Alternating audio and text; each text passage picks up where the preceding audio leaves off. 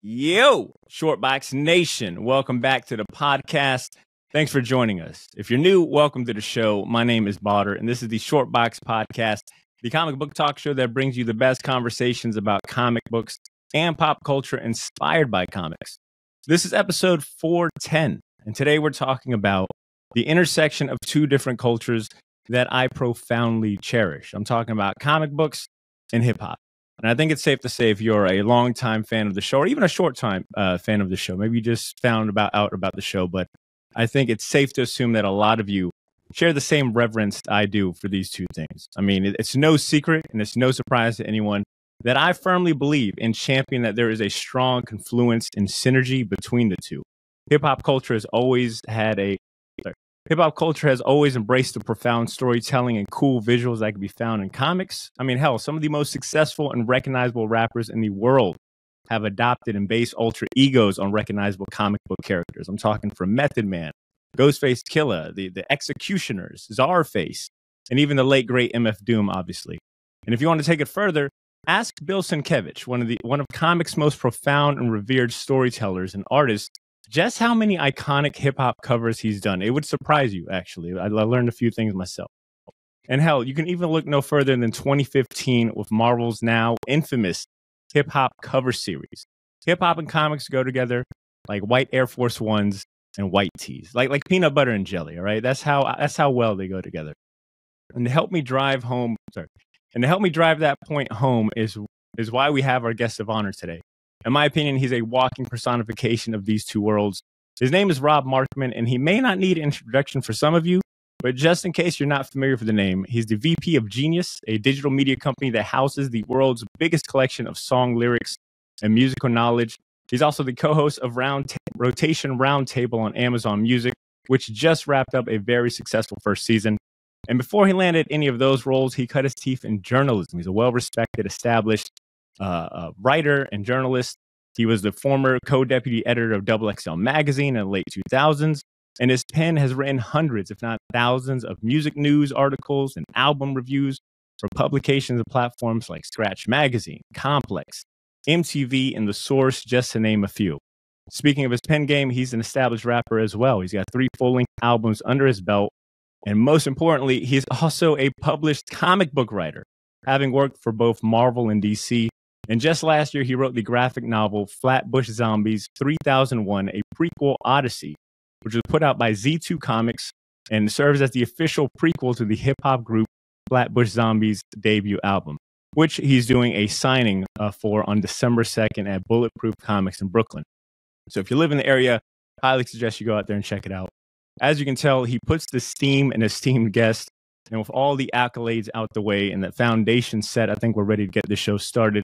So let's bring on the man of the hour himself, Shortbox Nation. Without further ado, let's welcome Rob Markman to the show. Rob, how you doing, sir? Welcome to the show, man. I'm doing good, man. I'm glad that we've been talking about this for a minute. Through Instagram and DM, and then we connected at Comic-Con real quick. So I'm glad we finally was able to make this happen. Same, man. This is an interview I've been looking to make happen, and I kind of leads me to my first question, and this is something that I have raved about since these last couple of weeks. But that panel that you did at New York Comic-Con, the hip hop and comic book panel, I was curious, man. Like, how was it hosting a panel of the likes of Sanford Green? I mentioned Bill Sienkiewicz, but you also had DMC from Run DMC. You had Alex Alonso on the panel as well. How's that experience for you personally? Nah, that was amazing. That was a dream come true. Shout out to my man Riggs Morales, fellow hip hop legend, like comic book fan. He put that together. Really, he works very closely with DMC and Daryl Makes Comics, and he put that together and asked me if I could moderate. It came together really quickly. I'm glad people got so much out of it. I was nervous that maybe we didn't have enough prep time, like just the regular nerves of doing something that big. I never, I remember going to New York Comic-Con as a kid, and as a fan always, but I had never been a part of it in an official capacity like that. So that panel was huge. It was amazing. It was a super honor to be a part of that. Yeah, man. Kudos to you. Like I said, I came on the pod immediately and was just talking about how amazing that experience was. I made a joke that I in the middle of the panel, I just looked around. I was like, I think I might be in heaven. Like I am witnessing like my two worlds come together, and learning so much about Bill Sienkiewicz was insane. Like I knew he had a lot of ties to a lot of classic hip hop albums, but I didn't know that he did like the EPMD album cover or the T.I. album cover as well. Was there anything that you got out of that, like that was like a nugget of information or just like a light bulb moment for you? I don't know if there was anything necessarily new that I learned because, you know, we just researched a lot going into it, but it was just surreal. Like, I mean, you know, I was already into comic books because of my older brother and had some comic books of my own by the time EPMD came out with Business as Usual and Bill Sienkiewicz did that cover. And I remember my older brother had the EPMD tape, and I hadn't put two and two together. Like I didn't know that was Bill Sienkiewicz. I didn't know that was a comic book artist, but I knew I was always drawn to that EPMD cover. And it was years later that I realized that it was Bill Sienkiewicz. And I had known he did the T.I. But, you know, it was great. Axel talking about the hip hop variant covers and how that came about. I love Sanford Green talking about his experience. You know, it was just a great panel all around. It wasn't necessarily like a light bulb moment or anything like that I had particularly learned that I didn't know, but in doing the research for it, it was really dope. And, you know, I gave some examples of, you know, why I think there is that cross section between hip hop and comics. But I was curious to hear from someone that's, you know, worked professionally in both worlds. Like, why does hip hop and comics, why is it, you know, kind of seamless together? Why, like, what, in your words, like, what is that connection between the two cultures?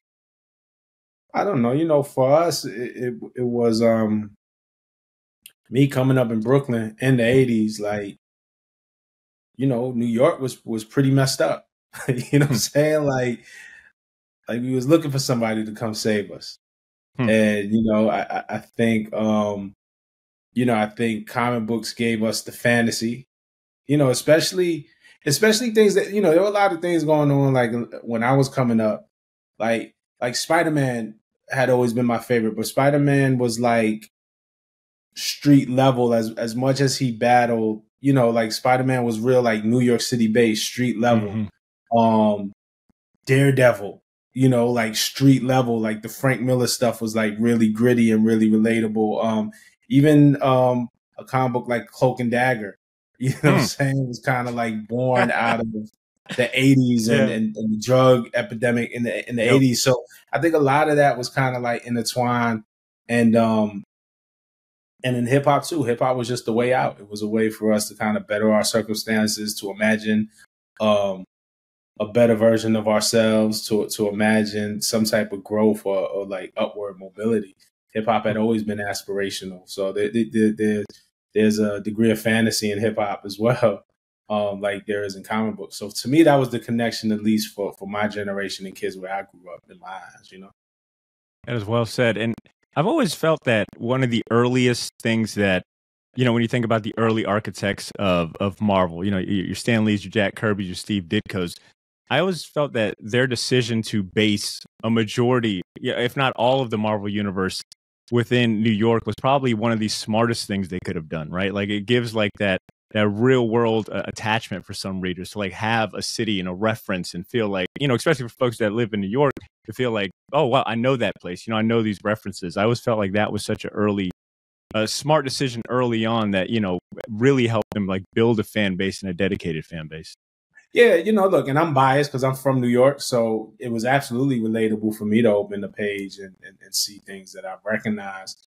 But, you know, I think it just helps to root the story in something real. You know, DC, I feel like maybe had a harder time. You know, Gotham City is such an amazing concept. Like it's pure fantasy. I think within the Batman universe, what Gotham City represents, I think they did a great job of the myth of Batman and making that feel very real. And we've seen it in the movies and stuff. But I don't know if we feel that same way about Metropolis. You Nah, know what I mean? yeah. So, Yeah, I think Gotham is like an example of when you get it right, when you try to build something totally fantasy. But yeah, if I get my choice, I'm going to root into something real. for sure. And speaking about real places, I mentioned in the intro that you're doing a signing at Bulletproof Comics on December 2nd. It's for that Flatbush Zombies graphic novel with, and I'm sorry. And I believe comic artist Damion Scott will be there as well. I understand that shop has not only history and significance to the neighborhood, to Brooklyn, especially you being from Brooklyn. Like, but what does Bulletproof Comics mean to you specifically? I understand that you were going there since a kid, right? Yeah, man. Shout out to Hank, who owns Bulletproof, and I got Randy over there and the whole team at Bulletproof.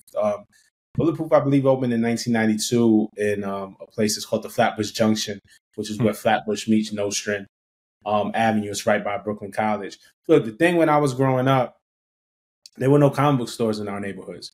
We used to cop them, we used to get the newsstand versions. I grew up with Damion Scott, who's now a comic book artist. My best friend, it's my brother. And we used to go to stores like Optimo and Stop One and the grocery stores, literally like off the spinner racks, buying newsstand versions of comics because we didn't have comic book stores close to us. As we started getting older and was able to explore the city more, we would find different comic shops in Brooklyn. Comics Plus, which was on 7th Avenue on Park Slope. There were a couple of comic stores in Coney Island. Brain Damage was a comic store that I actually worked at. But Bulletproof was in the hood.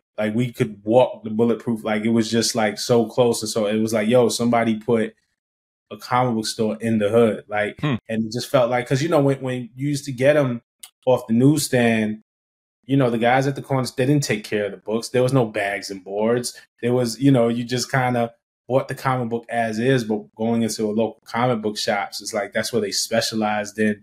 That's where they had back issues. It was just a whole different experience. So when Bulletproof opened in Flatbush, Brooklyn, it meant everything to us. And to go back there now as an adult and do a signing there with the Flatbush Zombies is it's just amazing. No, that's incredible. When you think back to those early years of, collecting comic books where you could from these convenience stores and such, what are some of the titles that you were collecting? What were some of the creators, artists, or writers that you were looking out for? Yeah, definitely Spider-Man was number one. And, Amazing Spider-Man, Web of Spider-Man, Spectacular Spider-Man, anything with Spider-Man on it. I first probably came in right when Todd McFarlane was making his mark on Spider-Man. So Todd McFarlane has always been my favorite artist. And around the same time, this is Jim Lee making his mark on X-Men. Good stuff, yeah. For me, it was mainly Spider-Man and X-Men titles that I was copying from the newsstand. Yeah. You mentioned, being pretty good friends with Damion Scott obviously said, he's like your brother to you. I understand you're real good friends with Sanford Green. Have you had a chance to meet some of your other comic icons like a Todd McFarlane or Jim Lee? Nah. And Sanford Green, I actually just met Sanford for the first time at the Comic-Con. And we had a good time together. Young Guru would always tell me about him. And, I knew who Sanford was, but Young Guru was nah, you got to check this out. He's a really big comic book head, too. But not really. Damion I grew up with. So Damion, I knew. I met Damion. I was 6 years old. He's a couple of years older than me. So I think I was 6. He was 8. Our sisters were friends, and so we used to hang out because of our sisters, and then we became best friends. I haven't really formed a relationship with very many comic creators. Some that I hope happens, but it hasn't happened. But Damion for sure. Axel I knew previously to the panel. I had taken a couple of meetings with Axel. Chris Robinson, who's a former editor over at Marvel. I've met and kicked it with. Oh my God, you're gonna kill me. There's a comic book artist also that I grew up with. And his last name, Jamal Eagle. Word. Is another one. Yeah. He grew up around the corner from me. My mother used to babysit for him, so he used to hang out at my crib all the time. But these are guys that I knew before they became comic book artists. and then when I was a kid going to conventions, like meeting like I have like Rob Liefeld autographs from like Oh, 91, word. saying and stuff like that. So, but now I haven't gotten a chance to meet Todd McFarlane yet or anything like that. So you were of that generation of like pre-Image, like right before Todd McFarlane, Lee Field, and Jim Lee got together and shook the industry up. So you definitely remember the infamous Rob Liefeld Levi's commercial, then, for sure. Yeah, I remember that. Rob just posted about it on I feel like a couple of weeks ago on his IG, but I remember that because that used to play on TV, and it was like, wow, like it felt like legitimized this thing that maybe adults didn't understand. Like, what are you doing with these comic books, man? Like, there's no future in this. Like, read a real book. And see Rob on TV with the Levi's, the Buttonfly commercial, and X-Force in the background and New Mutants in the background. That was pretty cool to see it. It kind of like legitimized. See, like, this is a real thing. You be into this thing and it's going places, It brought it to like, it brought it, I think, to like a cool pop culture sense. Like, Levi's comics, which at first, it's like, where's the synergy in that? But, Rob Liefeld and McFarlane and Lee were doing such, they, in my opinion, I think they're like our first like big rock stars in comics. When you look at how many books they were selling, like the influence they had, and, they basically had, Marvel in a chokehold. And I think that's why they were able to do their own thing, because they had so much clout, so much weight to them. Yeah, no, for sure. And look, in all due respect, because John Byrne was a rock star in his own right. Like, fair enough. You're right. Like Stan Lee, like the ultimate rock star. But I think it's generational. Like, John Byrne is amazing and great, but I grew up loving McFarlane and Lee because that was my coming of age. Like, that was my entry point into it. It was on the newsstand. It's the same way. Like Dr. J was amazing, but I came up in the Jordan era. So for me, Jordan is the greatest, and there's no debate. But somebody who grew up watching LeBron, you know what I'm saying? Like, they'll put LeBron over Jordan, or they'll put Kobe over Jordan. You kind of also very much fall in love with the era that you come in. And it's usually around when you're 10, 11, 12, 13 years old. And I think that's what we're the most fond of. But when you look at the numbers, kind of what you're talking about, yeah, those guys were putting up numbers that we had never seen before. Millions of copies of books, 3 million, 5 million. Like, what did Spider-Man do? 1.5. I think X-Force did 3. I think, if I'm not mistaken, I believe. Yeah, if I'm not mistaken, I want to say Jim Lee still holds the record for most comics sold for #1, and it was X-Men 1. And if I'm not mistaken, I think it's like 8 million. It's something around that range, but it's something absolutely, insane, almost damn near diamond if we're talking like record sales wise. Yeah. And they had, listen, too, they had the speculation boom was at an all-time high. Very well said. Yep. You don't get to sell that many copies of X-Men without the multiple covers. Yep. Because I got multiple copies of each cover of that X-Men 1. With Liefeld and X-Force 1, you had the cards. You had 5 different cards, and we were all trying to get the Deadpool card. Like, so it was speculation. It was the multiple variant covers. It was the foil covers. Like, this was the time of gimmicks, and John Byrne and these guys didn't really have that. Well said. We're still seeing a little bit of that, like that in today's age. People crying about like the mini variants that it feels like Marvel puts out, or DC or whatnot. But like those dudes were. I hate them, though. I don't buy variants. Occasionally there might be one that piques my interest, but I'm kind of in the same boat where, if anything, it confuses me, nowadays, where I walk in, I'm like, I think I have that issue, but it turns out to be the same one, just a different cover. Right. The one thing that, and that's exactly for me, it confuses me. It confuses the continuity of what I'm collecting. And then sometimes, like, if I can't get the copy that I wanted, I got to get, like, I remember, like X-Men when they were doing the action figure covers where it looked like real life. Yeah. Like, I hated those covers, dog. And there was an issue I wanted. Damn. And that was the only copies they had left on the stands were the action figure covers. So I was like, I really want this issue because I want to read it.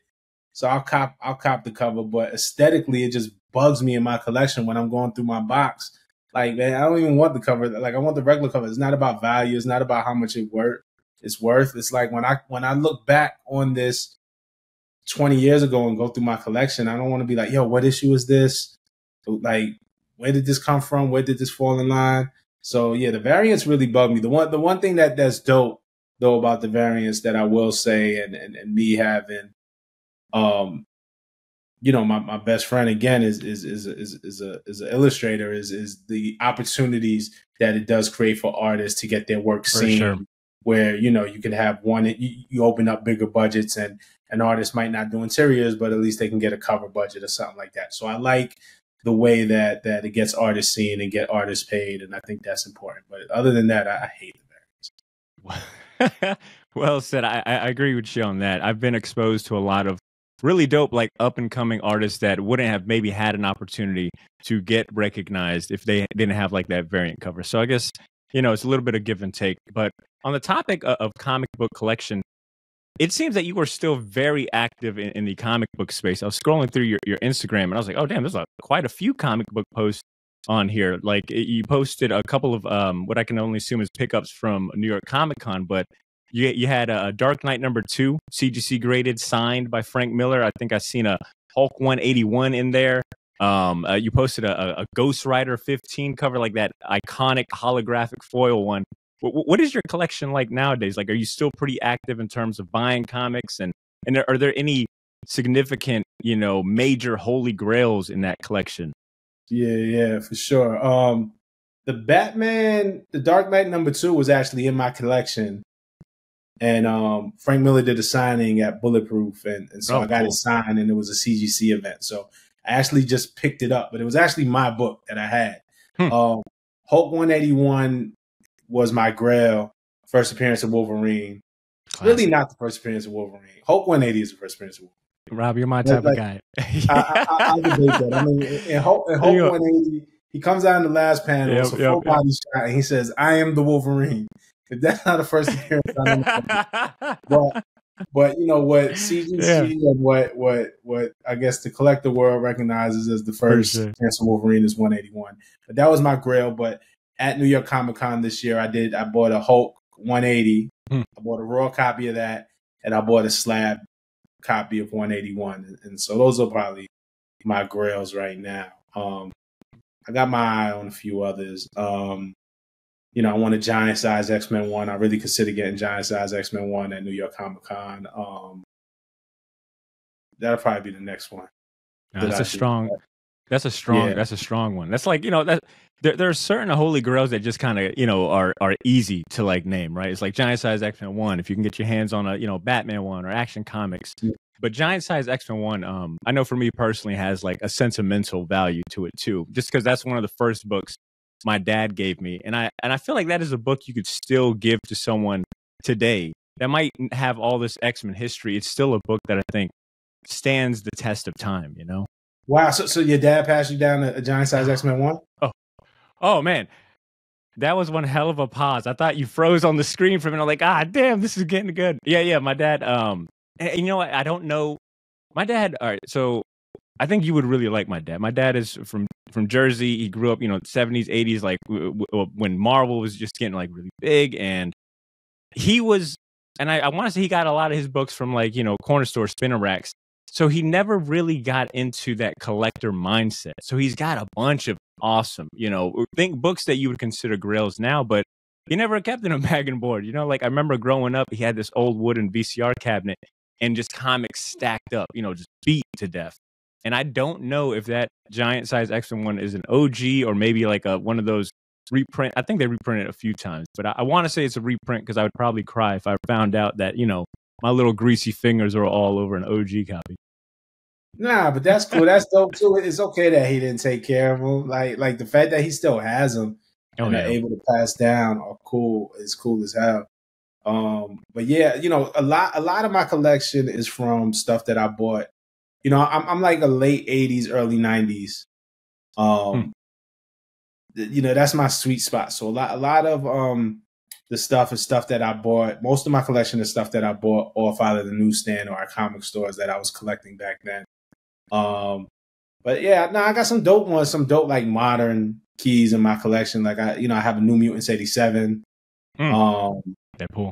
I have I'm sending it off to CGC now. I was just speaking to my guy who has a CGC account. He's sending it off for me, but I'm sending a Spider-Man 300 first appearance of Venom.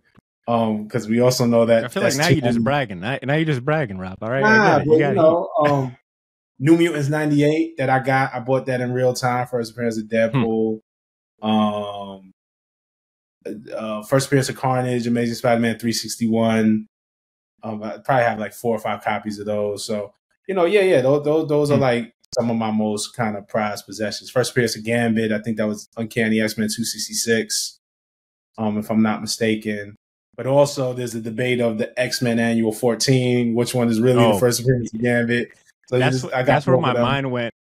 That's where my mind went when you brought up the Wolverine one, is that I'm in a lot of online comic circles, and that debate gets brought up a lot, is what qualifies as a first appearance. What separates a first full appearance versus like a cameo, and to see like some of the what side people live on it and how they'll debate about it. Some books will go ahead and start a whole online argument. We're talking like 20-page threads of people going back and forth, and that's definitely one of them. Yeah, shout out to my man Chris at Cheddar Comics. There's an IG account that I follow and I buy stuff. I got a lot of cool stuff from Chris. He did a YouTube video about it. But he asked Chris Claremont directly, like, well, which one's the first appearance? And the whole thing is right. They intended for the Uncanny X-Men issue to be the first appearance, but they jumped the gun and put out the annual before. But I think even Chris said technically it's the annual. Like if you're going by the letter of the law, the annual was the first time that people saw him, despite what I intended. You know what I'm saying? Like, first time people saw Gambit. Look, again, in the annual, he appeared in about 10 panels. They called him by name. Like it was the first time people saw him, even if they were confused. You know what I mean? Man, talk about a way to shut down that argument. It's going directly to the source. The man that introduced it. That's wild. Yeah. So are you collecting any, like, do you have a pull list? Are you collecting like current comic books? Are there any titles that you're reading now? Or do you even have time? Just because I've been so busy, I haven't had time. I don't have a current pull list. I just kind of go and pick up what I like in real time or a couple of things.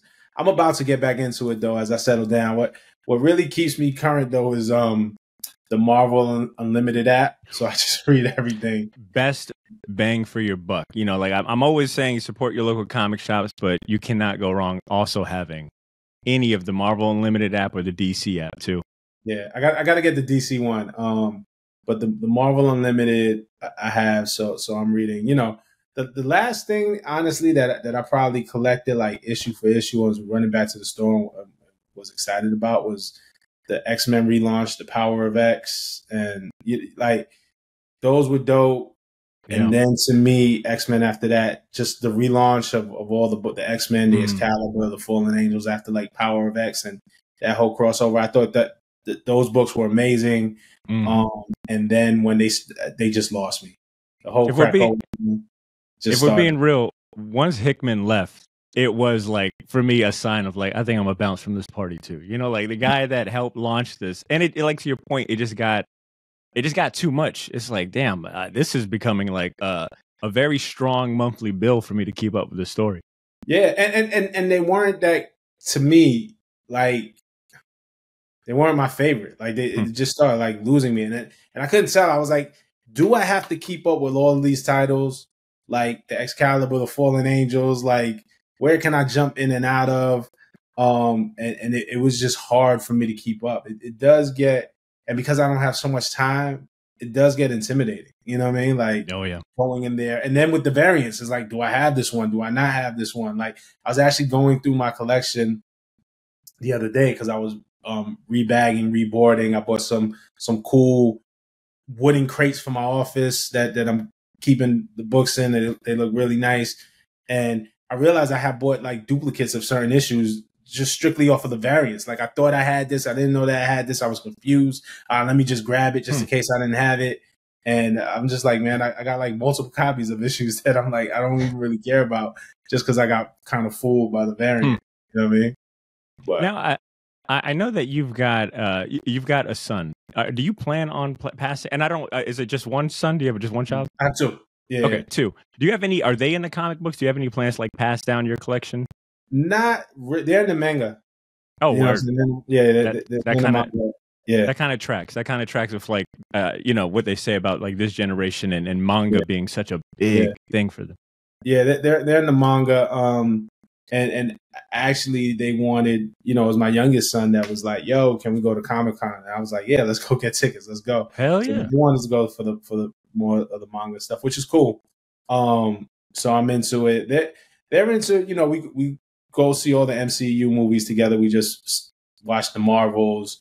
My son tricked us to stay home from school so he can go get his Spider-Man 2 pre-order from GameStop. He was like, "Oh, I feel sick. Oh, I don't think I can go to school." And then he was like, "Oh, I feel better. Can we go to GameStop and pick up?"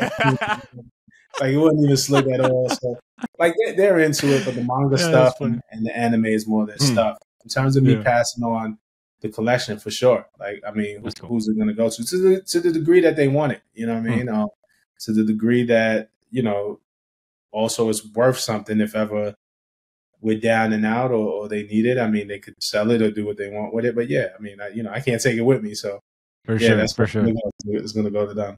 That it is good to know that like some you know excuses and plots and schemes you had as a kid like still live on to this day for this generation. Like I can't recall how many times I had, you know, played sick to try to play like, you know, get the newest PS1 game, you know, back in the day. And my parents was all over it. Like, you ain't fooling nobody.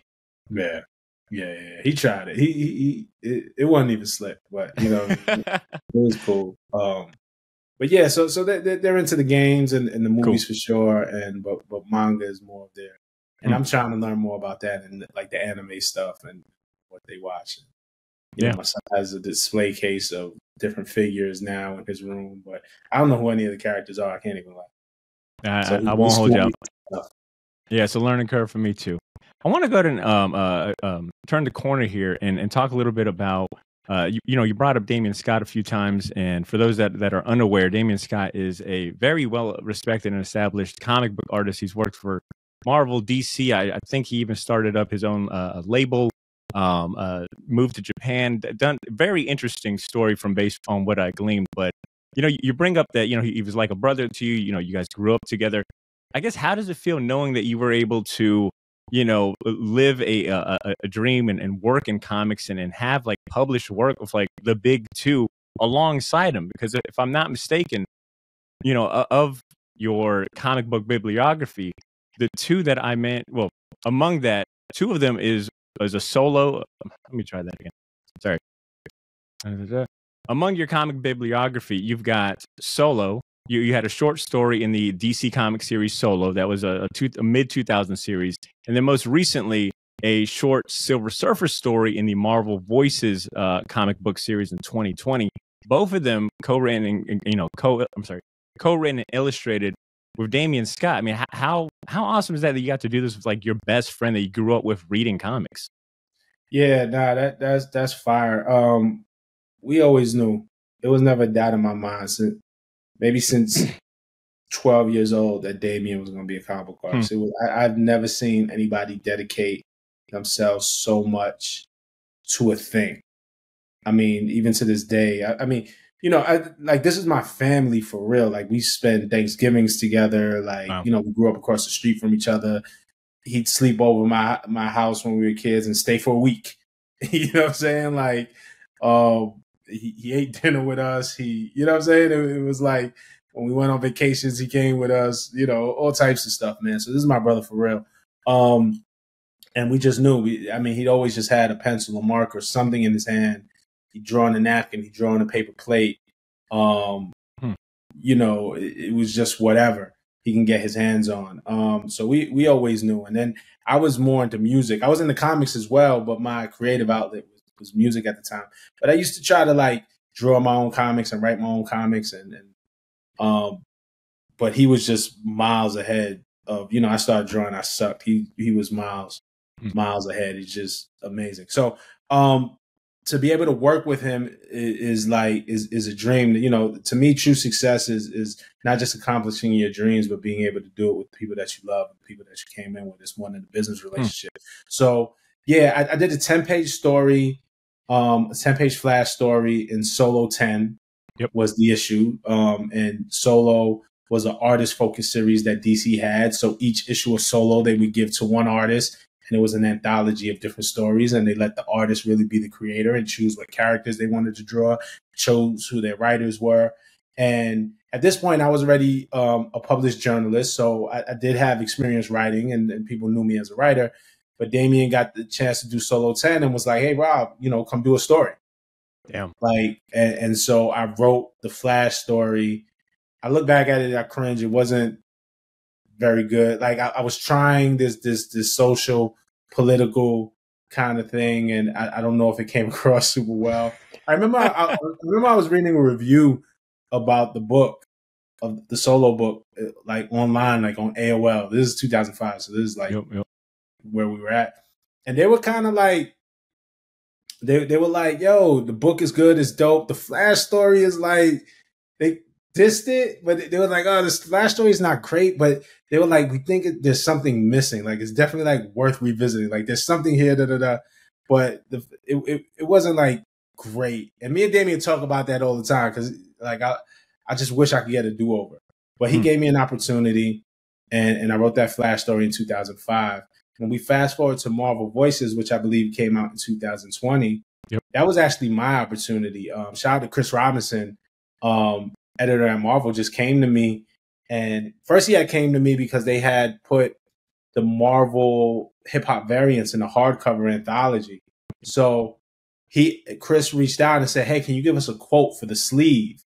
So I think they asked like me, Peter Rosenberg, Killer Mike, LP, just like people in hip hop, just give us a quote on what you feel about Marvel hip hop variants, and we're going to put it on the sleeve of this hardcover. So that's how me and Chris Robinson met, and I gave him the quote, and then Chris Robinson was like, yo, we're having a premiere of Black Panther.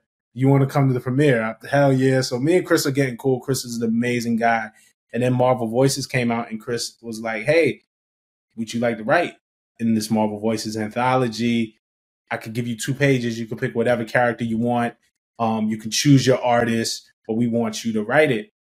And I was like, amazing. And I said, well, can I pick Damion? I'm trying to pay it forward. Damion gave me that shot in 2005. Now I have an opportunity that's based off of my name. Hey, man, I want Damion. Oh, yeah. And Chris was like, well, do you think we could get him? I know he's really busy because Damion had been working on other projects. I think Chris might have reached out to Damion to do some other stuff, and his workload. Do you think we could get him? And I'm like, yeah. Like, I'll see him I'm gonna see him at Thanksgiving. I'll just ask him at the table. He's not gonna say no to me. And they said I could have 2 pages and pick any character I want. Initially, my idea for the 2-page story was I wanted to do a story with Bishop from the X-Men, and I wanted to juxtapose it and do a scene from the movie Juice where Tupac played Bishop.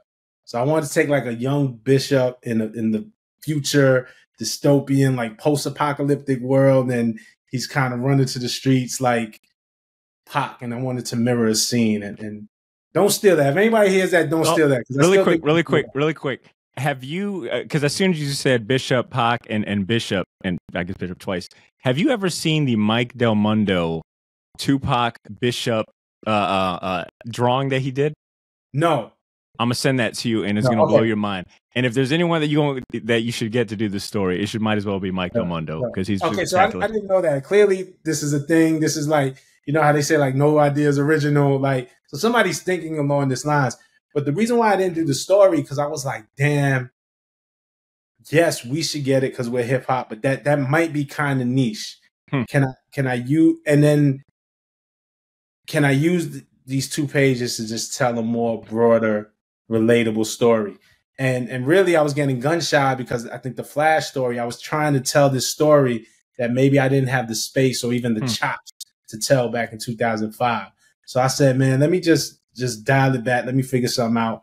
And then at the time I was like, man, what scares the hell out of me? Like, what is the most terrifying thing to me? And I was like, fucking climate change.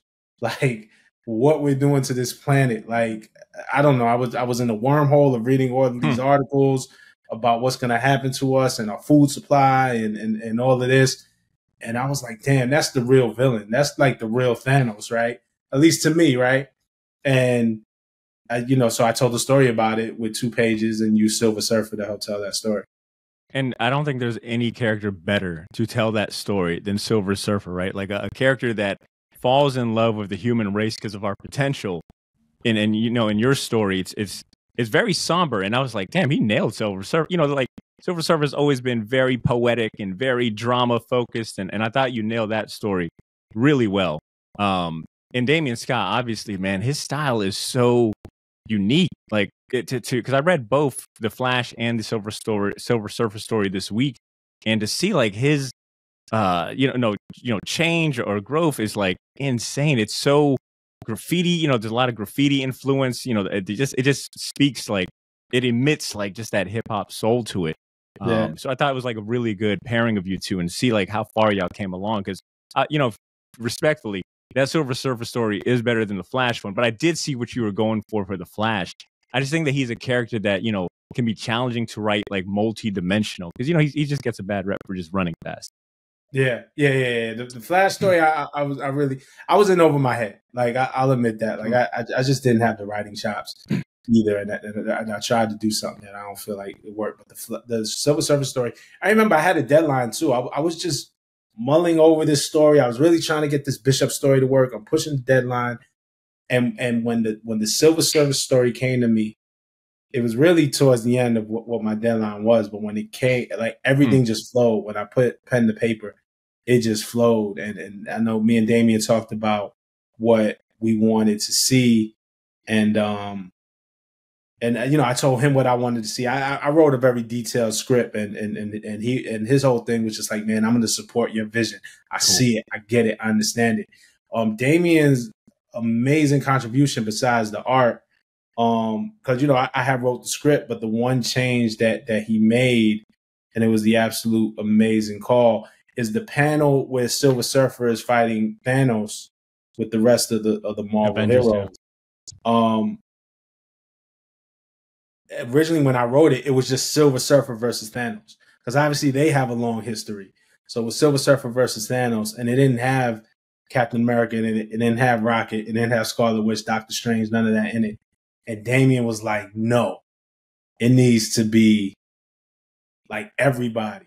And I forget who it was. I think it was specifically Doctor Strange. She was like, plus I never drew Doctor Strange before. So like, but he was like, no, it has to be everybody. And when he said it, I was like, yo, that was the absolute right call. So I think I went back to the script and I just changed because Surfer was talking very like singular. And I might have changed that part of the script to a we. Encompassing all the Marvel heroes, but that was Damien's contribution to the script, and he nailed it. And I'm so proud of how that came out. Like that's one of the things in my career that I'm the most proud of is working on that story. Marvel needs to holler at me, man. We got more work to do. For sure, I can co-sign that. And to our listeners out there, the Marvel Voices story that we're talking about, it's a relatively new issue. Like I said, it came out in 2020, so I think you could find those in back issues pretty easy. I will admit the solo series from DC is a lot harder to find. I don't know if it's because of whatever legal or because of how many different artists they had, but that one I had to. It wasn't even on the DC app. If you know that painting a picture of how difficult that is. I had to read it on like there's a collected version on Hoopla, the library app that I had to read it on. So I was ready to do my homework for this one. All right. Thank you. I appreciate that. So I actually found the other day, because I moved recently, I found I have original art from that. I'm looking at it. It's on the other side of my computer. I mean, it's back before it was digital, so the artist would get the original art back. So I have original art for that. And I found the script, the first script that I wrote and printed out. So I have the raw script of that as well. But yeah. Let me put you on the hot seat because you mentioned, Marvel needs to holler at you. If you were given the opportunity to write any comic book character, who would you pick? And then who would be your artist? Like if you could pick any artist, who would that be?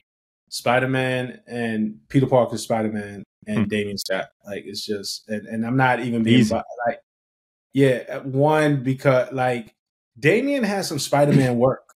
He did a couple of issues. He did a couple of, but he did a spectacular Spider-Man about a 3-issue arc with the Lizard, and you know he was bringing something to Spider-Man that I hadn't quite seen that I thought was so dope. You know, if like Tom McFarlane, for example, right? Revolutionized Spider-Man with the eyes, right? The big bug eyes. And it was a change that really stuck for years with Spider-Man. Damion does something with the webbing on his costume and Spider-Man's fingers. Like it sounds weird, but his fingers and Spider-Man's fingers as a point of focus, right? Because he's shooting with the webs, right? So his finger, like, I don't know that anybody has paid as close attention to detail in Spider-Man's fingers as Damion had in this 3-issue run of Spectacular Spider-Man. I thought it was amazing. I thought it like revolutionized the character. It kept something really classic and core to him, but gave us a new visual representation of it. And I wanted my man to get more than a 3-issue run. So yes, if I could write something, it would be Spider-Man and it would be Damion. That's dope. And if I'm not, I'm maybe doing not the best job looking this up on the fly, but it looks like it's Peter Parker, Spider-Man number 4 and 5. I don't got the years, but it looks like a anthology series. But if you go on the Marvel.com website and look up Damion Scott, it shows his bibliography. And I'm surprised to see that he drew so many issues of All New Ghost Rider, which I think fits his style really well. Yeah. Dope. So I'm going to look up the Spider-Man issues right now. My bad. I'm on. No, all good. I don't want to get off camera, but I have the trade. Like, just, if I was Mr. Fantastic, I'd be Rob, while you're doing that, I want to ask, did your, because when you think about doing that Flash story, what was that, 2006, 2008 is what we said? Mm-hmm. And then the Flash was 05, I believe. 05, maybe it was 06. 05, 06, then you jump forward, what are that, 14 years if we're going off to 2006 to Marvel Voices. Would you say that you got better as a writer thanks to your time, in journalism and all the projects you wrote? Like, does your journalism career inform, that comic writer aspect? Like, is there overlap or maybe a difference in how you approach things from your process or just, your creativity? Yes. Yeah. I mean, writing was, I was just engulfed in it. Like it was more than a hobby as years went on. Like really, I started writing as a journalist in 2004 as a freelancer. And in 2005, I got my first staff job at Scratch Magazine in 2007. I'm just writing more and more and more and more. And the more I write, the better I get. And so, yeah, it absolutely informs it. And is there? Do you have any difference in how you approach writing, say, a album review or article versus like comic books? Do you have to tap into a different part of your brain, or is it at this point kind of the same approach? It's the same part of my brain and the same part of my heart because I love them both. It's a different approach because the format is different, right? The mediums are a little bit different, but for me, it's all storytelling. Like even writing album reviews, or doing interviews and then writing an article, it's a form of storytelling. I'm interviewing somebody, gleaning information, and then I'm regurgitating that and weaving it into a story for the audience to read. So it's all a form of storytelling. And it all kind of comes just from the same place. But the approach is a little bit different. You know what I mean?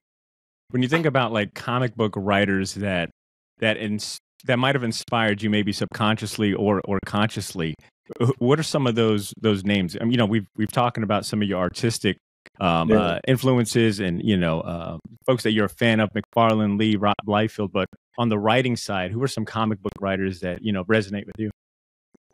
Chris Claremont, for sure. That X-Men, again, I came in late on Claremont. Like I got in about the Jim Lee era, but like that increased my vocabulary. Like I used to, again, when your parents be like, "Oh, reading comic books, you're wasting time." So much of my vocabulary came from reading Chris Claremont because he wasn't necessarily writing for kids. Like some of those books, like X-Men 275 with the gatefold, I remember I had to read that book like 2 or 3 times to understand it. You know what I mean? So Chris Claremont for sure. Saladin Ahmed, who Spider-Man, and I did some work with him on the Dracula book as well. Cool. I helped co-write some stuff. His stuff is brilliant. I like a lot of Hickman stuff. And then again, I'm from that era. Todd McFarlane also. I think, man, Todd McFarlane, probably one of my favorite comic book stories. Well, my favorite comic book story, hands down, is Torment. Is the first 6 issues of the Todd McFarlane Spider-Man series. It was so dark. Like what Todd was doing with Spider-Man again was revolutionary. He took this bright character that we usually saw in the daytime and mild-mannered Peter Parker and really turned it dark. And then when he went on to do Spawn, it was like, oh, he was practicing for Spawn.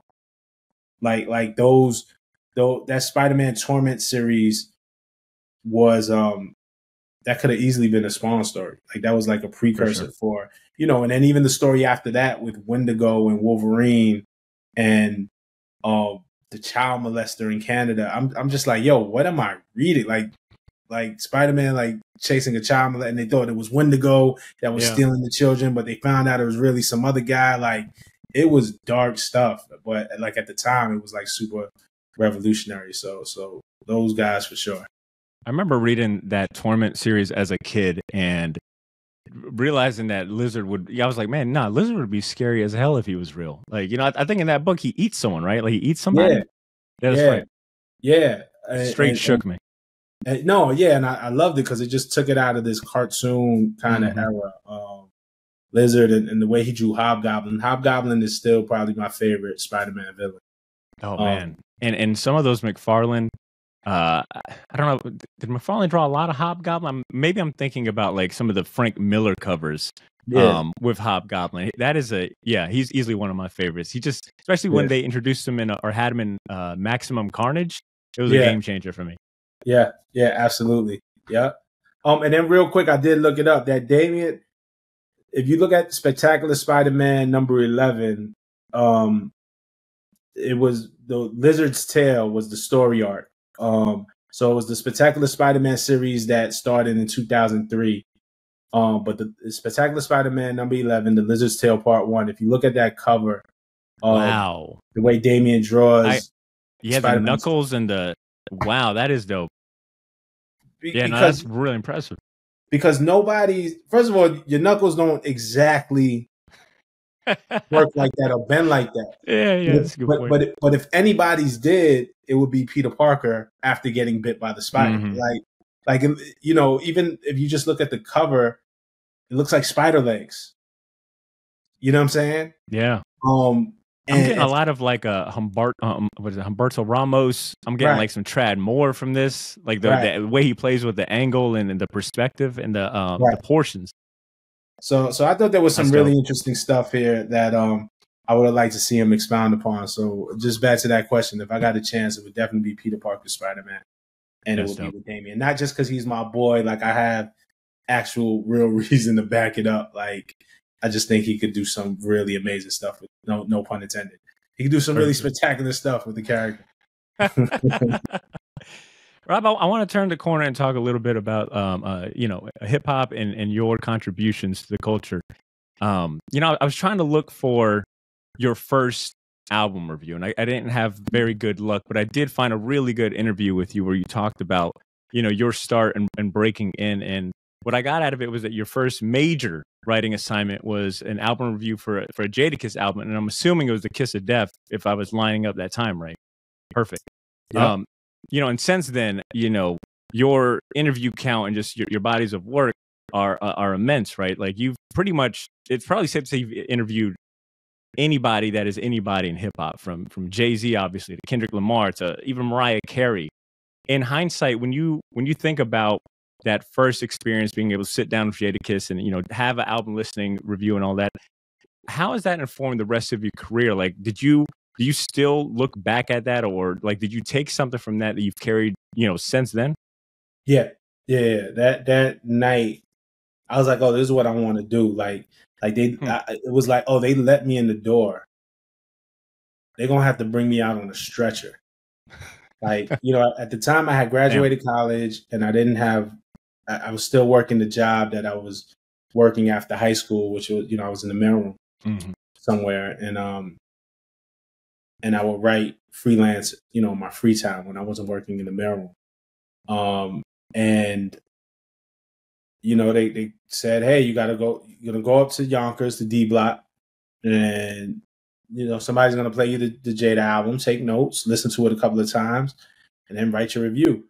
I didn't know that it was Jada that was gonna play it for me. And it was just me. It wasn't like, now they kind of do it like junket where people go in and go to an album listening. It was really just me in the studio and Jada was there. I remember Jin was there. Jin had just got signed to Rough Riders after his success. Oh, damn, Jin. That's a name I haven't heard in a minute. Yeah, shout out to my man Jin. But I mean, I was locked in. I was zeroed in. So I'm stone faced. You know, I'm trying not to show no emotion. I didn't want to, just in case I had to give Kiss a bad review, or like I didn't know what it was going to sound like. So I'm like, man, let me just stay professional. But on the inside, I'm screaming. I'm like, yo, this is crazy. And then there's some amazing records on that album, like Why, like hearing Why for the first time was like incredibly powerful. There's records on that album that I love. To me, that's still my favorite Jadakiss album, is The Kiss of Death. So yeah, once I did that, it was cool. I would have probably done it for free. I'm like, and they're gonna pay me. I was like, all right, they got, like, this is what I want to do for the rest of my career. Like this is it. And so that's what I took away from it. Once I was in, I was like, I'm not getting out of this game. Like, they would literally have to kill me and bring me out on the stretcher for me to not do this for the rest of my life. Wow, powerful. And, you know, as someone that's followed, you know, your career, that's been a fan of your writing from, you know, scratch to especially MTV. Like, I remember, you know, your contributions with MTV, and you know, Double XL as well. And when you consider like how involved you've been with the culture and, you know, the relationships that you've built, it still impresses me that your integrity and honesty and passion for the music and the culture, like it speaks volumes. And I think all of those components make you someone that is like worthy of following and keeping up on, regardless of what platform or, you know, what the project that you're doing. I guess, what's it like knowing people out there like really value and respect your opinion and words on music? And how do you stay grounded and maintain that trust of your fans, knowing that you do have a relationship with artists and maybe you've befriended a few of them? Like, how do you stay grounded and true to who you know, what got you here? Yeah, I mean, you know, first is just I have gratitude to just know that people care about what I have to say, because there's everybody has a platform now. There's a ton of voices out there, so I have immense gratitude that people care what I have to say, and with that gratitude and with that position comes responsibility.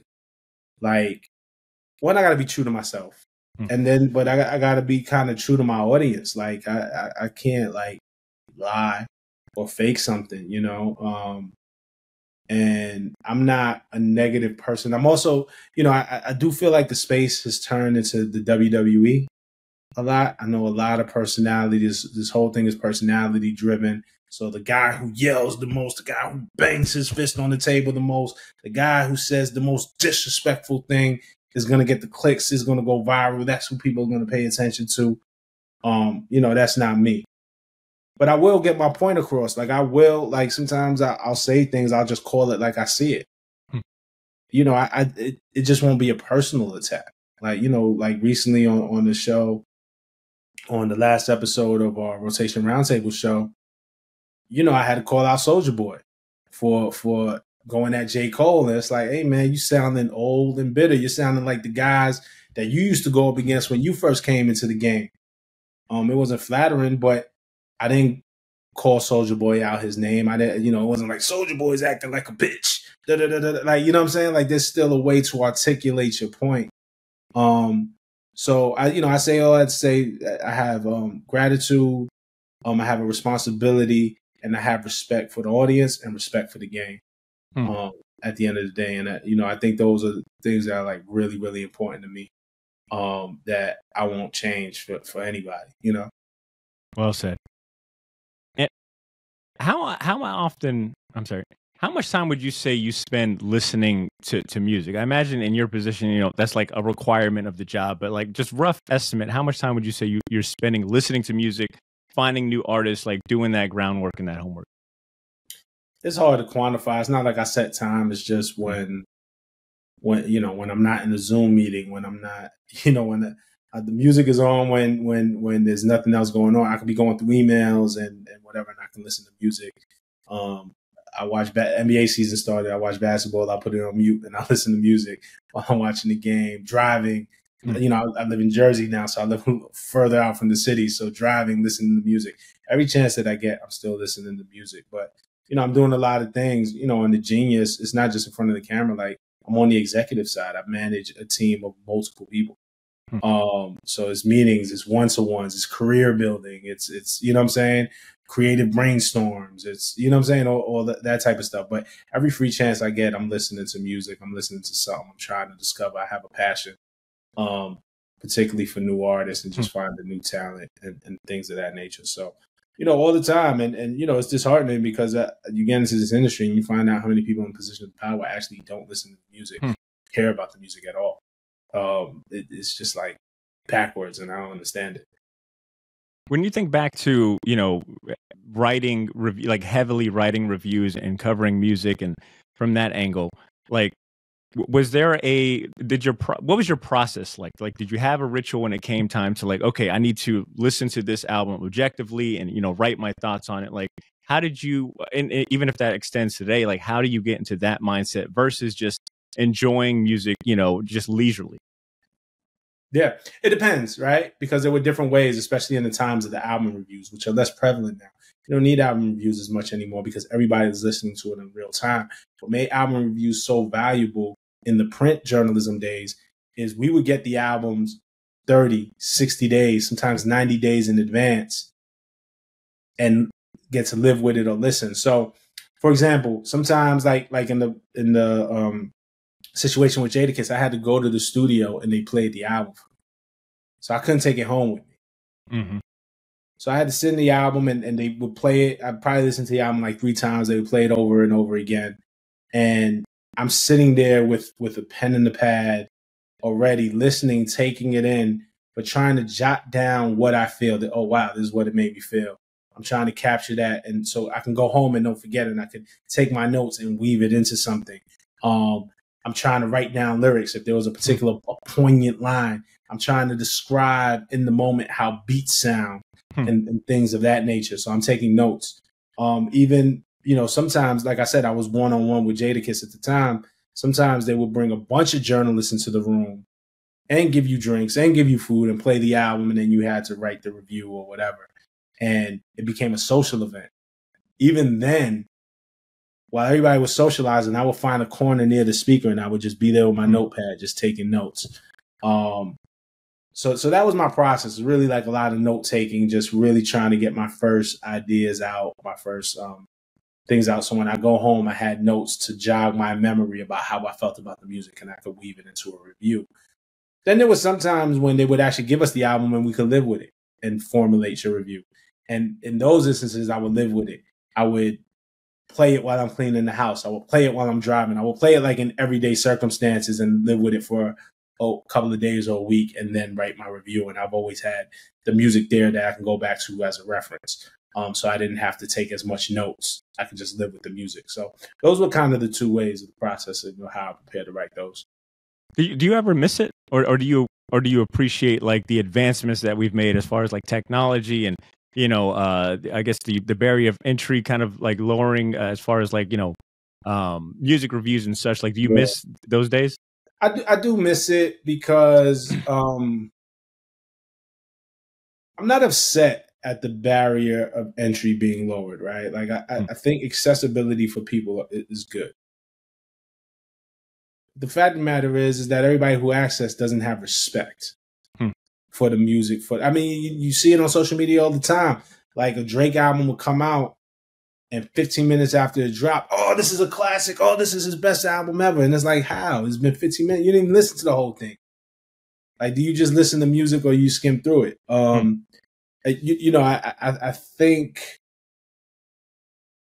think with the access, the conversation around music has been devalued and become cheapened. And again, a lot of it is about the loudest voice in the room instead of the most articulate voice. And again, I'm not mad at the accessibility of it, but I'm mad that now we can't discern who really has respect for this and who doesn't. I just wish people had more respect for it. So in a way, I do miss it. You know. Well said. And obviously, for some folks maybe that might not know, we're celebrating. This year marks 50 years of hip hop. The celebrations have been plentiful throughout the years. I think just last month, not even last month, last week we were celebrating, an iconic landmark in hip hop with the release 30 years of Wu-Tang and Tribe Called Quest. And Rob, it got me thinking, as we're celebrating and, hip hop is aging and getting to this point where we can celebrate these major milestones. Do you have like a standout year in hip hop for you, or maybe like a moment that you really cherish when you think of like, Hall of Fame hip hop moments in your personal life? There's so many. There's so many. Again, it starts probably in the 90s for me because that's that coming of age. Like when Illmatic dropped was like a huge moment. So we're talking 94, but we're talking 95, the summer that Only Built for Cuban Links dropped was like huge and definitive for me. But shoot, 2003 when 50 dropped Get Rich or Die Trying was an unforgettable time.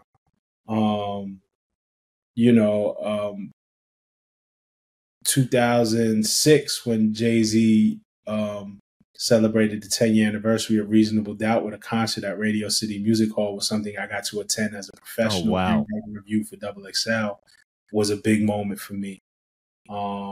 There's just been so many. For me, though, it really maybe starts in the 90s, but, So Far Gone, I think, was a game-changing moment when that came out. I could just go on and on, but yeah, it doesn't stop. Good Kid, Mad City, like getting that album, and at this time I'm on the inside. I'm at MTV, but I remember having to fight for MTV to even interview Kendrick 3 days before his album came out. I said, "Hey guys, I was in Vegas and Kendrick happened to be there. We were covering Lil Wayne and Birdman shoot, or could have just been Birdman video shoot. I was in Vegas, so we were doing behind the scenes video, and Kendrick happened to be in town performing in Vegas. So I said, I want to go to the show. So I went to the show, and then I called back at MTV. I called back the office. Hey, I need a camera person. I'm going to go with Kendrick to the studio after this show. Y'all, we need to interview him. And, it was tough. It was like, we don't know if we have somebody available. Like, really? Like, is he that much big of a deal that, hey, it's I know it's 9 o'clock over there in the West Coast, but it's midnight. Like, really? You're calling at midnight for Kendrick? Like, who's Kendrick? Yo, this album is going to be a big deal. Like, this is important. And getting camera and interviewing Kendrick, you know what I'm saying? So Good Kid, Bad City, just that whole week of release was super important. Being a part of the XXL freshman covers was super important. Covering Nipsey Hussle when I was at MTV when he dropped his $100 mixtape. Was just super important. Rob, if I may ask, were you involved with was it 2009? The 2009 freshman cover for XXL? Were you at XXL at that time? Which one was that? Was that the Asher Roth, yes. Charles? Yeah. Okay. Yeah. I've got a few dates as far as like my personal hip hop celebration. Today is actually weirdly, oddly enough, on the day we're recording this, is one of them because it's like the 20-year anniversary of the Black album and G Unit's Beg for Mercy. Yeah. It was the first time I convinced my mom to buy me rap albums.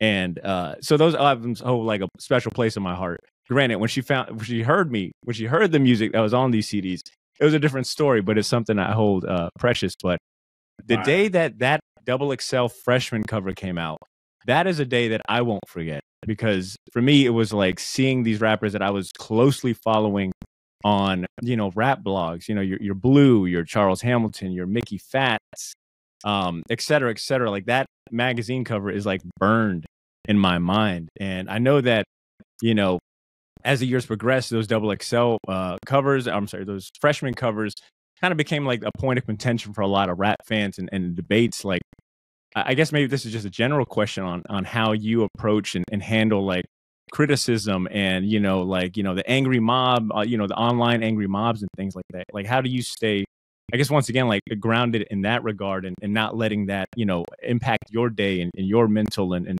well-being? I had to learn how to not let that impact me. But what I learned is, hey, if you don't like it, do better. Like, okay, now here's where the bar is. Like it's easy to criticize. Do better, or do something. But you're not gonna please everybody. What I would say is the freshman covers that I was a part of, and there was point of contention about that 2009 cover too. I think it came out in 2008, forecasting 2009. But I remember people were like, well, Ace Hood. I remember like Ace Hood caught a bad rap, but Ace Hood had hits, and after, like, you know what I'm saying? Like Ace Hood had a run. Nobody's gonna like 100% of what you do. I think at least me though, and nobody at my time at Double XL, and I don't believe Double XL does this now, but I can definitely speak for my time.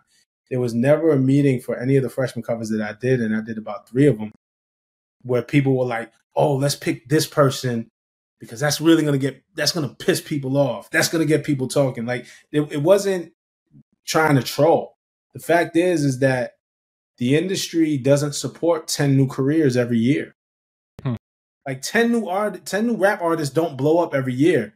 So some people are not going to make it. Some people it's going to take longer than others. But the idea was that as a rap fan, you could find at least somebody on that cover that you like and identify with. And if you can't, out of those 10 artists, find an artist that you can champion, the problem is not the cover. The problem is you as a fan. And that's the way that I always approached it. But I think we always try to do the right thing. I remember the year, and we would get criticisms. I remember the year that we put YG on the cover. And this is like when YouTube started really first becoming important. I couldn't believe the amount of traffic that Tooted and Booted was getting. Like, now that we look at it, it's not the most memorable YG song that, but Tooted and Booted was a moment. Not just for LA, but for the internet. And I remember just how it traveled on YouTube. And I remember somebody writing an article. I know who it was too. I remember we actually argued about this on Twitter once, but so, I'm not even gonna go there. But there was an article written, they used to grade the freshmen. And I think we got like a D or something for picking YG. And they were like, oh, this is Def Jam payola. Def Jam paid for this. No, Def Jam didn't. Like we picked YG. I don't think his budget had even opened yet, because when you look at that freshman cover and then My Crazy Life came out, it was years. It was at least a year, maybe 2 years before it came out. They hadn't opened his budget. I don't think Def Jam, they had just signed YG, but I don't think they cared very much or really had a plan in place. There was no money exchange. There was no favor being done. Like YG was on that cover because he was popping. And I remember getting dissed because YG was on the cover and they said we took money, we took payola, this and that. And then when he dropped My Crazy Life, that was the first album, right? My Crazy Life. Yeah. When he dropped the first album, and the album was a classic, like it was just a banger. There was such a feeling of vindication. I was like, oh, this is the guy that they said we took money from. No, because we knew what the potential was. You know what I'm saying? So, for some guys, it doesn't happen right away. And some guys, it takes a year or it takes 2 years or whatever. So you're always going to get criticism, but do better. I used to be on MTV's Hottest MCs list too. And people would criticize us for the picks that we made. I've had people call for my job. Oh, he should be fired. Oh, he doesn't know what he's talking about. Oh, this, oh, that. And sometimes I've gotten it wrong. Like there's absolutely times when I've gotten it wrong, but I consistently know what I'm talking about. And there are few people with a track record like mine. You know what I'm saying? Like it's an elite class. So, it's just raising the bar. If you feel you could do better than me, do better. And then we're going to be in a great place. Like I encourage you to do better because that's going to make sure that the coach is in a great place. If somebody can come across and do this job better than me, please, I welcome it. Like, and there are people out there who can be better than me. I'm not saying I can't be top, but it raises the bar. So I brought it to this level. Who's going to come and take it another level? Let's do it because the game is going to be better off. I will say one thing about those covers and the hottest MC. I forgot all about that. You feel like you just unlocked the memory with that. Regardless of if I agreed with everything or not, it got me talking, and it felt like it brought, it got me talking with my friends and, having that conversation. I feel like brought us closer in the sense of like learning where all of us were at, like musically and, what certain, who we liked and why we liked them. So yeah, those are some fond memories for me. And, hearing you talk about, raising the bar and, doing better, who are some, when you consider like who you would consider your peers or people that motivate you from that journalistic, perspective and that writing perspective, like what names come to mind? Like who do you look at? Like, okay, he's doing something really dope and, I want to strive, he's pushing me to become better. Yeah. I mean, Sway, starts with Sway for me. Obviously my OG, he's a mentor to me. Daytwan Thomas, these are guys who came before me. Even Elliot, I know people will see me and Elliot go back and forth, not in the best way, but Elliot is a guy who set a mark, who raised the game, who elevated the game, and so absolutely inspired by Elliot. Angie Martinez, these are just some of the people that came before me. Me and B-Dot are peers. We came in at the same time, so I look at what B-Dot is doing. I just saw my brother Wayno Clark, just interviewed Tyler, the Creator, on Amazon live stream at Camp Flognaw. And I was so inspired when I seen like Wayno sitting with Tyler. Just, oh man, I got to step my game up. One, I was happy for my man. I was seeing what was going on, but I'm like, yo, okay, this inspires me to do better. There's more to do. Let's go. So shout out to Wayno. Jinx. I think Jinx is absolutely brilliant. I love what Jinx is doing. Mouse Jones is somebody who I'm a fan of too. These are guys that are younger than me that I still look at, and like, my man Armand, also, I think he's super dope. So, these are cats who inspire me. What would you say has been like the most difficult interview you've had in your very long career? And if you wouldn't mind adding to that, like, I guess what makes for a good interview? Like, are there any elements that you think every interview should somehow incorporate or topics touch on? Like what would you say to that? I mean, well, one, preparedness on both sides, but preparedness for me as a journalist, so just to be prepared and knowledgeable and know what I'm talking about. A willingness and an openness from the other side. Like you can't force anybody to talk. I can't beat an answer out of you. So you got to want to be there. I often tell publicists there's some artists who just don't enjoy doing interviews. And I often tell publicists, look, if they don't want to be there, don't send them. It's not an indictment on them. Some people just aren't good at it or don't enjoy it. It doesn't make them less of a great artist. It doesn't let's not force it. One interview that I had that was particularly tough was with Rich the Kid for Double XL. I'm sorry, not for Double XL, for Genius, for a show that we used to do called IRL. And I look at it and I cringe. It just seemed to me that he didn't want to be there, or he didn't take it very seriously, or he wasn't prepared or willing to talk that day. And it's published, it's out there, and I can't even watch it. I wish I could get it back. And that was an interview that he and his team asked for. Yo, we want this, and I prepared to give Rich. I thought I had prepared an interview to have a conversation with Rich the Kid that he's never had before, that could have really shed some light on who he is and how he is, and how he came up and what's important to him and what makes him tick. And he didn't want to answer any of the questions. He didn't want to really kind of be there a part of it. And, oh man, I cringe. And it still got 1 million views. I hate it. Like, I hate it. You know, you're like, damn it, 1 million people watch this shit. Damn it. Yeah. But you know, I've had some really great interviews. I've been blessed. That same series IRL that we did with Genius was a series I created. There's an episode where we took 21 Savage out to a blacksmith and remade the knife that he has tattooed, the dagger that he has tattooed. Oh, that's a dope concept. Yeah, and this was this is before the album came out. Huh. And this is the whole "it's a knife" era. You know, the whole "it's a knife" meme. So I'm like, let's actually make the knife. But the thing was, everybody on the internet was making fun of it.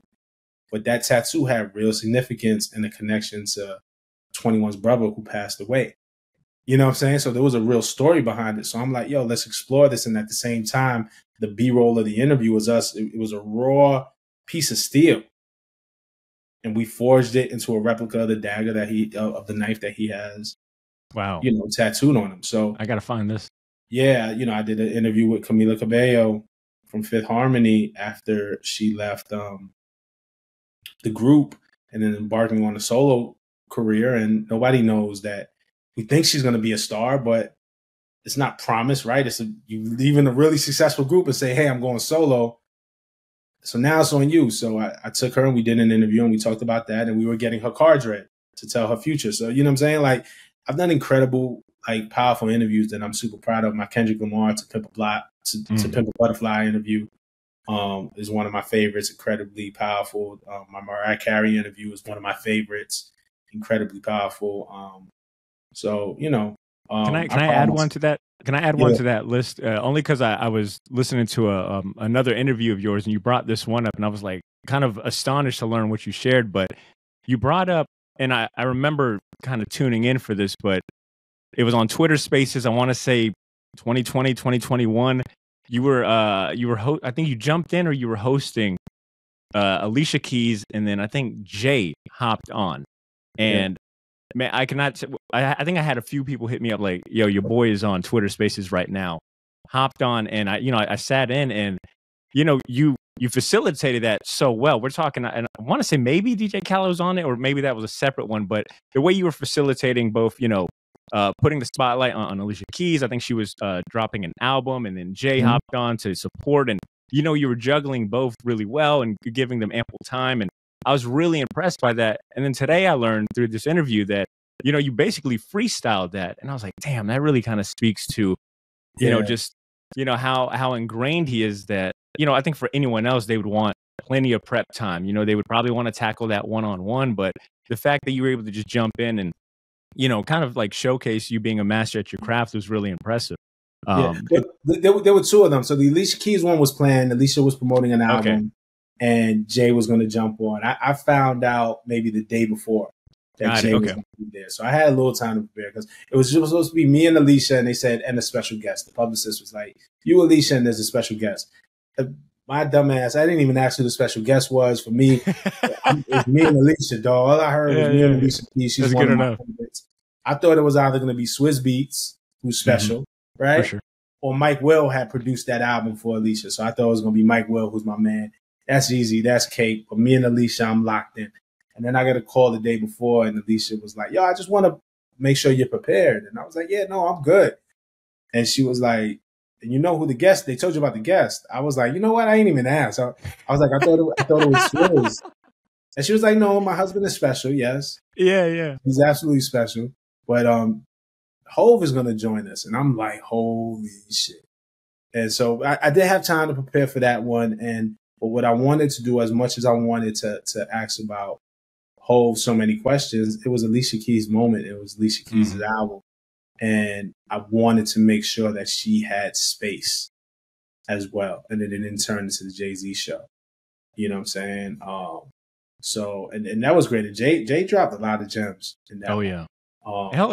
Was that the interview, or was it the Khaled one where you brought up the fact that he ghost wrote Still Dre? And I think you had asked, like, hey, do you have a version of that? He was like, yeah, but that's tucked away, which was major. That was in the Alicia one. That was in the Alicia one. Yeah. And then And then I think he talked about a conversation with him and Lucy and Grant. Like that was just a great episode. Oh yeah, a great conversation with Alicia, and they were talking about independence because Alicia became independent from that, and all of that. It was great. The Khaled one, I didn't know Jay was coming. I didn't know Jay was coming. That's the one. The Khaled one was Lenny S hit me and said, "Yo, Khaled's doing the Twitter Spaces. Can you moderate this with him?" And I said, "Absolutely. Like those are my peoples. I love Khaled." So I did the thing, and first, and it's just me and Khaled talking. The first LL comes on, so we're giving space to LL, and I'm like, dog, this is. And I had never interviewed or spoken to L before, and I'm like, dog, this LL, dog, this crazy. And then Jay jumps in. I didn't know Jay was coming, and I freestyled that whole point, but at the same time trying to direct traffic and make sure Khaled's a part of the conversation, to the point that Khaled got mad at me. I saw a lot of people on Twitter was like, why he keep asking Khaled questions? Jay is there. And I'm like, no, this, like, first of all, let's be clear. And I love and I respect Jay, and I believe that Jay has a respect for me and what I do through our interactions. That wasn't the first time, that wasn't the second time that I've interviewed Jay. But the whole reason I'm talking to Jay at this point is because of Khaled and Lenny S. So let's not forget what got us here. Let's not forget why we're here. I know when Jay comes into the room, it's a different thing, but we're going to respect DJ Khaled as well. But then Khaled was like, dog, why you keep asking me questions? Jay is here. Like, I don't want to talk no more. Just you and Jay just talk.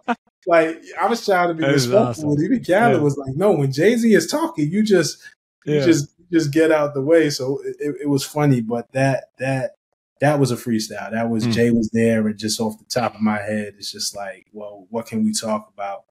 And, it was a dope conversation. I hope before my career has ended that I could really get the proper Jay-Z one-on-one sit down with cameras. I think, I have questions. I have things that I want to ask him if he's willing, that he hasn't talked about. I think we can cover new ground and give people a new experience, a new insight into what make Hove tick. But, if I never get that one, man, that the Khaled talk, the Alicia Keys talk, the times that I've talked to him on the red carpet at MTV were pretty special, man. So I'm grateful. Man, that sounds like like I said, those two interviews, masterful performance, man. Like I applaud you, and those were fantastic. Is there anyone that you haven't interviewed that's on like your list? Like, do you have a list of like, I got to get these interviews, before I leave this earth? Like, who's still on that list? Probably I still that Jay one-on-one interview, like that. Sure. That is one-to-one Jay-Z interview for sure.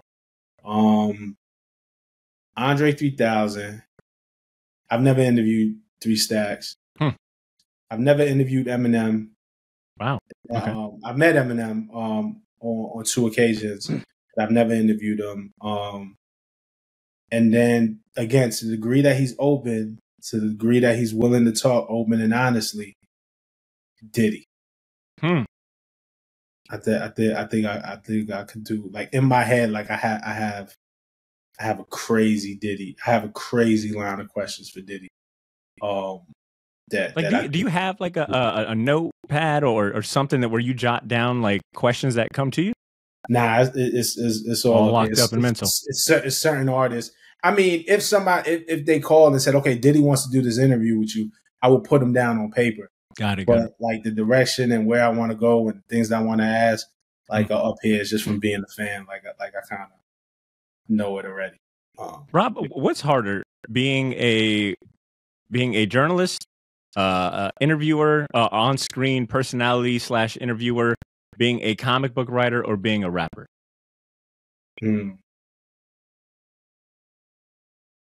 Comic book writing is probably the hardest for me now. There's a bit of imposter syndrome sometimes when I get into it. Hip hop, I know, like the back of my hand. Comic books I do too, but it's more from a fan's perspective. Like I'm still kind of just getting my feet wet into writing. So probably comic book writing. Okay. Yeah. And I guess this is a good transition to your to your music career. 'Cause like I said at the top, you've got 3 full-length albums. You've got a handful of singles and EPs. And I noticed that, and correct me if I'm wrong here, but most of your, if not all your music, is distributed or under the label Right to Dream, right? And that's your thing? Yeah, Because Right to I'm Dream is my company. because I'm noticing the chain, Right to Dream, and that's a comic book thought bubble, right? Mm-hmm. So even Yep. then, so even in your music, you were able to kind of like, inject some of your, your passions, your hobbies into it as well. Yeah, most people never pick up on that. The logo is designed by Damion Scott. I told him what I wanted, That's and dope. and he designed it, and we came up with it together. But yeah, Right to Dream, because it's a double entendre. Like literally, like my medium is writing, whether it's writing articles, right, interviews, comic books, rhymes. Right to Dream, like that's how I get to these dreams is by writing them out. But also, you have a right to dream, and nobody has the right to step on your dream. So it's a double entendre. But so often we're judged. So many people dream of things and don't vocalize it because they're afraid of the judgment. And that's the significance of the thought bubble. The thought bubble in comics represents things that we say but never verbalize, things that we say to ourselves but never verbalize. And I think every dream before you become Jay-Z, and everybody has this story, but it starts here. It starts with an internal conversation. You know what I'm saying? Jay-Z tells the story of his uncle was like, you'll never be a million records. You'll never sell a million records. Like, who do you think you are?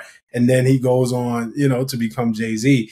There's always going to be somebody who kind of doubts you on your way, but it starts with the fortitude in hearing what you tell yourself. So that's what Right to Dream represents for me. And that's the whole metaphor of it. That's dope. I was listening to, I was catching up on the music and I was listening. I think I ran Fake Chains, which I think is the latest single that you've put out with Devious Minds on production. I think I ran that back like 5-6 times. And, I mentioned that how, your integrity and, you being grounded is something that I really admire in your writing and your on-screen personality. And it was really cool to see that translated in the music as well. This is a song that, at face value could just be about jewelry, but I think on the deeper level talks about how we portray ourselves and being true to ourselves and whatnot. And I wanted to know, like, does your music career, like, I guess what are your intentions with like the music career? Is it a creative outlet for you, or do you have bigger dreams? Considering that you're so ingrained in the culture and you spend so much time around musicians and artists. Yes and yes. The music for me is definitely an outlet for expression. It is the truest thing where I feel like I could totally be myself and say what I want to say. There are things that I'm comfortable saying in the music or expressing in the music that I can't say anywhere else. If I'm sitting down with Kendrick Lamar and speaking to him about To Pimp a Butterfly, it's not about me. You know what I'm saying? It's about him. So it's me. It's storytelling, but it's about his story. But I have stories I want to tell too. So it's a way to put myself front and center and express things and get things off my chest. And it's a form of therapy. So first and foremost, that's what it is. First and foremost, the music has already done for me what I needed it to do. It was to be an outlet. But yes, I do have bigger dreams and bigger intentions. Like, I want the world to hear it. Of course, I want. But I'm grateful for it being out and existing, and for me having the audience that I have and the people who listen. I'm grateful. But yes, I want more. And I kind of feel like I'll get there. This is a whole different thing, but I don't know that. I might not be here, or I might not be actively making music. I feel like when it's truly appreciated, when people go back and be like, "Oh shit, like he really did that." You know what I'm saying? Yeah. Like, I think it might take a little more time, but that's not my job right now. My job is to create and put it out, and I'm grateful doing that. Did you face any like obstacles from the industry when you decided to like, put your music, face forward for the public, because I can imagine, with you, you brought up, for example, like, your time at Double XL and, being accused of payola and maybe favoritism or whatnot. Like, did you face any similar obstacles when it came to, stepping out as your own artist? Yeah. Yeah, absolutely. I mean, because even when I was at Double XL, I was doing music. I had music on the blogs on Two Dope Boys and There Right. Classic. Now I wasn't as popular as Mickey Fax. Me and Mickey Fax actually had a song back in the day. But I was there under a different name, and I wasn't trying to hide it, but there was definitely, it was put to me by someone while I was working at Double XL that I had to choose either my music or my job because they were going to cut my job because they didn't like the way it looked. It was a conflict of interest. It was this, it was that. So I chose my job because I had 2 kids to feed. So that was one obstacle. And then when I was putting the music out, you know, I had people close to me, people like the story of Jay-Z's uncle. You'll never sell record. What are you doing? I've had people in my family being like, nah, you shouldn't put that out. I've had people who I know love me. You know, rest in peace to Mac Miller. Wow. Is a friend of mine and obviously an amazing artist and somebody who I look up to and who inspired me. And he's younger than me. And so I told him about my plan to put out the music. I actually had a different plan back then. What I was going to do is I was going to put out a book called Right to Dream. And then the audio version of the book was going to be music. Oh, that'd be cool. So it was going to be like this hidden thing. And I was telling him the concept. And he was like, yo, that's fire. But he was like, yo, I don't think you should put out the music. And it wasn't that he wasn't trying to hurt me. I get it. He was just like, he just didn't want to see my thing tainted, is what he was saying. He was like, yo, people respect you for that. It's just going to be a much harder role for you. People are going to be way harder for you on you and your music because of who you are. And rest in peace to Mac. When I went and I put Right to Dream out anyway, I had never put out the book, but I put out the first album. And when it came out, the day it came out, he said, damn, I'm glad you didn't listen to me. Wow. I was like, man, you did it. Like, you're away. Like, that's dope. You know what I'm saying? So there was opposition, both, I think, maybe malicious from people who didn't understand. And then there were people who love me who were kind of like, I don't know. You know what I'm saying? Who I know love me. And there's no doubt that, you know, there's people in my family, again, you know, me and Mac were really close friends. And so, but, you know, I had to do it for me, regardless of what the outside noise was. I think this is an applicable time to bring up this quote from you that I found in this online article interview. You say that you have this concept called the invincible dream. There's a lot of people who told me not to do it. There are plenty of people who told me that I was wasting my time listening to this music, and I have preserved. If you dream it, you can get it. That is what I have learned from this. If you work hard and you dream, you can get it. There's a power within yourself. If you want it, you can get it. Do you mind building on that? And specifically, giving advice to people listening right now that aspire to be, you know, maybe the next Rob Markman, or be in a position to be writing, you know, full time? Like, do you have any advice that would have been helpful for you to hear, you know, when you first started out? Just keep going. You know, even with my music stuff, I stopped, picked it back up. You know, I've been doing music for years, even before writing. I stopped, picked it back up.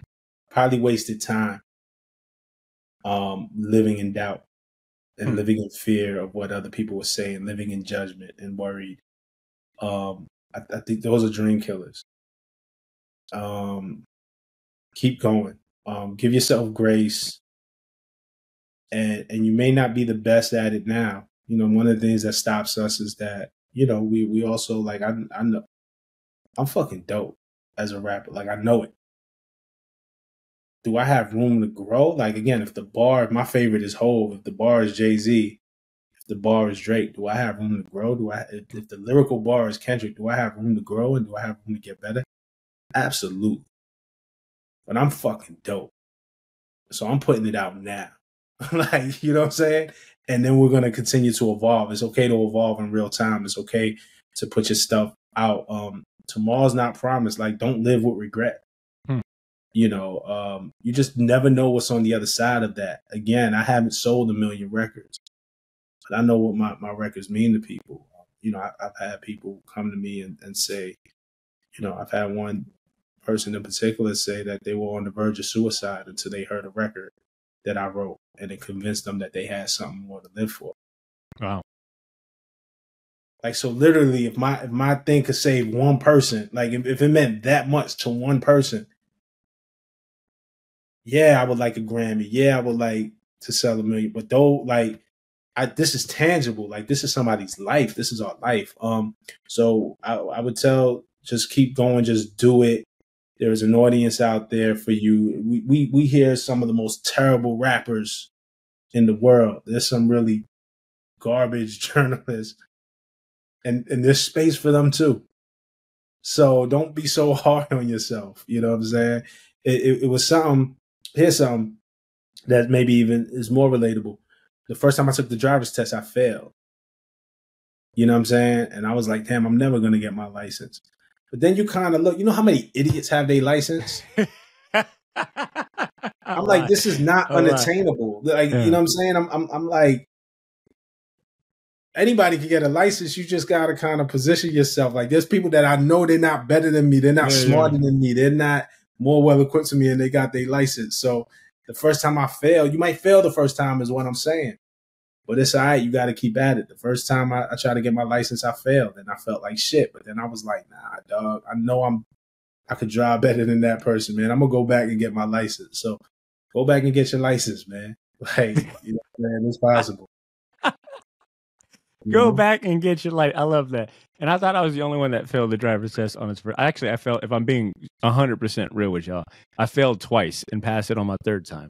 But imagine if you give up after 2, you're taking the bus for the rest of your life. Exactly. Like your Uber bill is crazy. Like no matter what, just keep going, man. It's like, go get your license. You know? I love that. All right, Rob, I got 2 more questions, and I'm gonna let you go. Just to transition out of hip hop to comics, you brought up, Hove being your all-time favorite, which we have that in common for sure. And I think it's I don't think there is no hip hop fan worth his spit that couldn't answer this next question. But I want to hear, who is your top 5, man? And then in addition to that, sorry for another compound question, but this is I usually take that question and apply it to comics, and I'll ask, who's in your Mount Rushmore of comic book? Normally it's comic book artists, but if you want to include writers, that's fine. So can you give me your top 5 rappers, and then give me your Mount Rushmore of comic book artists? Yeah, my top 5 rappers are, and these are my personal favorites, not my. For sure. Sometimes there's 2 lists. There's like the list, the objective list, and the personal list. Objective and personal. Yeah. My personal list is Jay-Z, Nas, Big, Pac. This is and Scarface. Ooh, nice. That's that is a fantastic list. Scarface is a nice round out for sure. Yeah. Scarface, I have very personal connections to his music. It came at a time in my life when I really needed it. And Jay just being the ultimate. I'll tell you a quick story before I get into Mount Rushmore about Jay. Or just, fake. You brought up Fake Chains, and Fake Chains really for me is a song about not what it seems on the surface, but it is me stunting a little bit. The song, the hook is, I'd rather have no chains than fake chains. So I'm out here, I'm at a point where I'm getting money. I don't have the biggest chain, but I'm able to ice my shit out, custom piece, like it's mine. Like, but I'd rather have if it's not real, I don't want it. I'd rather have no chains for fake chain than fake chains. But, this Right to Dream piece, when I got it, I've always wanted a Rockefeller piece.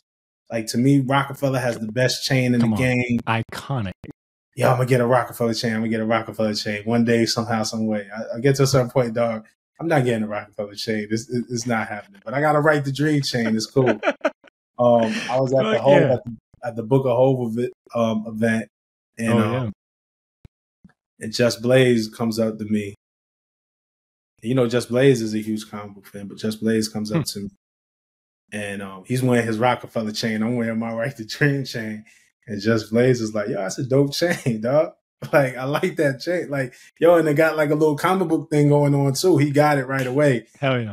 So just that validation for Just Blaze from somebody so instrumental to Rockefeller and Jay-Z and seeing that was like, that shit meant the world to me. I'm like, he gets it. Like, I'll never get the Rock chain, but I got the Right to Dream chain. I'm good. So that's that, man. But I love Jay. Really quick, Rob, before you give me your Mount Rushmore of comic artists, I would not be me. And my listeners, the listeners know you're talking to a huge Jay fan. So I just got one question to interject. You got a top 5 Jay songs? I never thought about a top 5 Jay song, but Dead Presidents is my favorite. Okay. It's a tough one. Trust me. I've had friends ask me the same thing, and I refuse to answer it. But can I? My top five. I'll give you my top five Jay songs today. Yeah, that just come to mind. That's all good. Yeah. Dead Presidents. That doesn't change. Dead Presidents #1. Streets is Watching. I've been listening to a lot of Volume 1 lately. So Streets is Watching. Dead Presidents. Wow.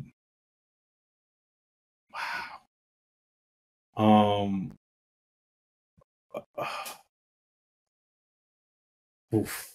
This is tough, bro. It is. Because you know what's going to happen is regardless of what your answers are, when we hit stop, you're going to be like, God damn it, how could I forget that one? You know, how could I forget Can I Live or whatever? Yeah. What did I say? I said Dead Presidents. I said Streets is Watching. PSA. Good choice.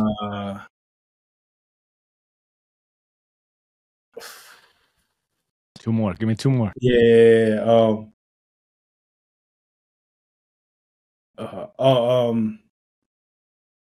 Just off of his verse, off of Do It Again. Oh, that's a good one. Okay. Yeah, you got a little dough. That's cool with me. You got a little flow. That's cool. That's with me. cool with None me. of y'all motherfuckers cool with me. Rich Frostbite -2 degrees, about as blue as the sea. That verse is so crazy, and that's just strictly off of that verse. That's crazy. That's one I'm gonna regret, but that's crazy. And where I'm from. I'll go where I'm from. Solid. You know what? I'll give you a round of applause for taking on that challenge. Well done. Well done. It's gonna change tomorrow. Is it safe to say that Reasonable Doubt is your favorite album? No. No, really?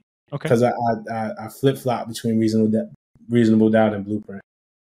And you know what? Among any of the ones that you would want to flip flop, I think Blueprint would definitely be a great contender for Reasonable Doubt. Reasonable Doubt for me for a lot of personal reasons, but also just because it's a goddamn classic. And Brooklyn Finest is like honestly one of my all-time favorite hip hop songs ever. Right. Wait, no, okay, we're gonna have to go back. I'm doing this 5 again. Hold on. I'm doing Dead Presidents, right? Okay. I'm doing Streets is Watching. Okay. I'm doing PSA. I'm doing Brooklyn's Finest. I'm doing Where I'm From.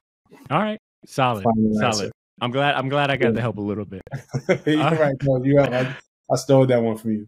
All right. Now shifting back to comic books, when you think of your all-time favorite comic book artist, and if you had to make a Mount Rushmore, which is only 4, but if you got 5, feel free to give me 5. Yeah, 4. What comic artists are in your Mount Rushmore? Todd McFarlane. Okay. Jim Lee. I'm going Damion Scott. Got a rep for my boy. Hell yeah. Wow. Who was in that 4th spot? Wow, this is tough. Todd McFarlane, Jim Lee, Damion Scott, and I know I'm gonna pick somebody and then I'm gonna forget somebody, but right now I'm gonna go with Mark Silvestri. Nice. Yeah. Okay. Look, Mark Silvestri is the quintessential Wolverine artist for me. So like when I think about Wolverine, it's either him or Jim Lee, but his X-Men run when they were in like Australia and stuff is iconic. It's solid. Yeah. Solid picks. Yeah. Man, Rob, I feel like I've been extremely fortunate to have so much of your time. Honestly, I've got a ton of other questions I could ask, but I want to respect your evening, and I'm grateful for the time I did get with you. I guess I got one more question just to like link back to what you got currently going on. You know, we talked about Marvel Voices that came on 2020, but this Flatbush. Let me go back up to the top. Mm-hmm. Yeah. So this Flatbush Zombies 3001, a prequel Odyssey. You're doing a signing for that December 2nd at Bulletproof Comics in Brooklyn. Do you want to speak just quickly about this comic book? I know it's like a prequel to the same group's debut album. Like, is the book kind of essentially about their origin, or what can you talk about? Yeah, no, well, you know, with the book, the whole thing about the album, it stemmed from the album cover from 3001 album cover, drawn by Nakamura. They were presented almost as superheroes. They were presented as superheroes, not almost as superheroes on the album cover. So it was really taking that image and saying, well, how did they get these powers? Who are these who's Meech? Who's Eric? who's Juice? Like, how did they get to this point where they have these powers? So we built a story around that and centered it in Flatbush, Brooklyn. I'm from Flatbush, Brooklyn.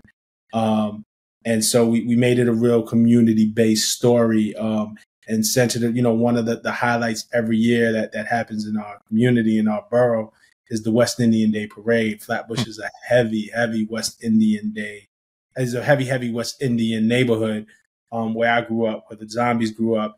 And, you know, the night before the parade is an event, Juve, which lasts through the night. So the whole story kind of takes place and unfolds the night of Juve, and the final battle happens during the West Indian Day Parade, or on Labor Day. And within the comic, you know, we explain how they got their powers. And we even have Bulletproof Comic, where we're doing the signing. Hank, who is the owner, is actually a character in the novel, and where the Zombies actually hide out and learn about their powers is in a back room in the comic shop. If you know about Bulletproof, they have different rooms and stuff like that. So wrote Hank and wrote Bulletproof into the story because that's such a staple of the community. It was a community-based story. It was written by me. It was illustrated by JJ Lopez, who will also be at the signing.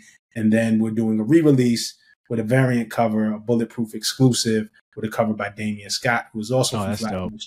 And on December 2nd, myself, Damion, all three of the Flatbush Zombies, Meech, Juice, Eric, and JJ Lopez will all be at the comic book store signing. And it is a CGC event, so I think you'll be able to send your books off to CGC. Oh, wow, that's dope.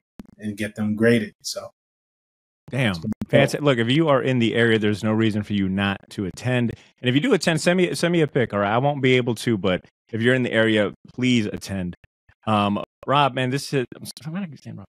Rob, this has been fantastic. I'm gonna have links to your socials and website in the show notes. But is there anything that you want to leave off with? Do you have anything to plug or share to the listeners before we sign off?